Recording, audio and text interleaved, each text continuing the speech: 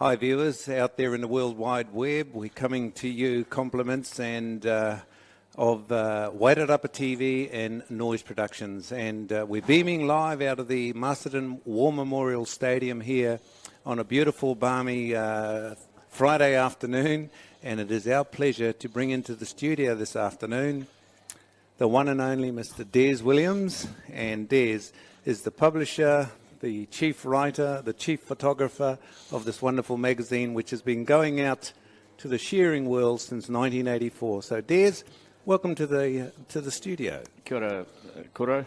Pleasure to be here.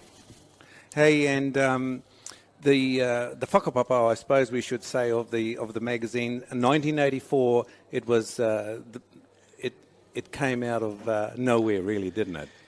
Well, it came out of a hotel bar in Wellington, if I'm to be, Okay. if I'm to believe Doug Lang, who was one of the three journalists who started the magazine, Koro. Doug, together with Hugh de Lacy, who's also a familiar name in the shearing industry and a journalist, and Ian Morrison was the third. He was a wallboard man, wasn't he?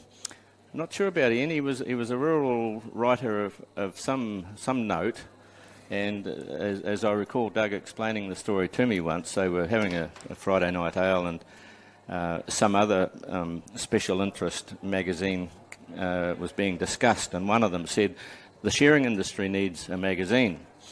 And I think from that idea was born the idea, and it originally came out at the end of 1984 as a newsletter for the New Zealand Shearing Contractors Association. And it remained the newsletter for 4 years, I think, at 2 editions per year. Well, if you folks out there, you don't get this, how do they get a hold of it, Des? It goes free to all the country hotels, goes to most of the shearing contractors throughout New Zealand, or your rural merchandise stores, Wrightson's, Williams and Kettle, you name them. Farmlands, yeah, all those stores. It goes. They all get a dozen or so copies, and so. If you're not in there the first day they arrive, they've all gone, apparently. That's what people tell me. What if I lived in the back of Timbuktu in America? You could subscribe to it, and I would send it to you. In fact, that's what happens. I think I've got at least a couple of hundred overseas subscribers. Great. Taking in maybe 15 or 20 different countries. Right. Including the back of Timbuktu in America. So, yep. Hey, look, the latest magazine's got a beautiful photo on it, and how come an Irish couple have made the cover of the Rolling Stone of the magazine here? Yes. Well, it's quite a brief story, but the lovely lady, her name is Hazel Morahan, and I met her in my hometown hotel of Tuatapere. They were, Hazel and several friends were here for the World Championships.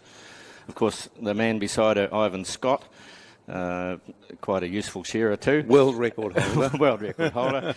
He was a member of the Irish team, and so these group of women were having lunch this day, and we got talking, and who was with who, and Hazel said, well, my boyfriend's a guy called Ivan Scott. Tipperary, isn't he? Is Tipperary?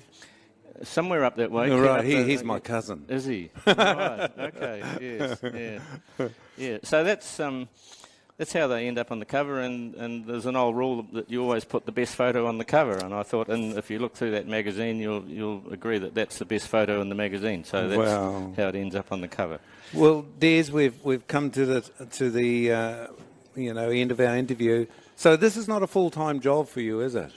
No, my day job's with the Department of Conservation in Hamilton. I do media advisory work, and the magazine gets done at weekends, an hour before, from 7 o'clock till 8 o'clock in the morning, and from probably 5 o'clock till about 7 o'clock at night, and however long it takes. But there's always something to do on the magazine, so and it gets put together, comes out 3 times a year, so there's 3-4 months between editions. So. Stuff comes in and it gets put on a page. Okay. Yeah. Well, there you go, folks out there in the World Wide Web and live streaming. Mr. Des Williams, the editor and chief writer and photographer of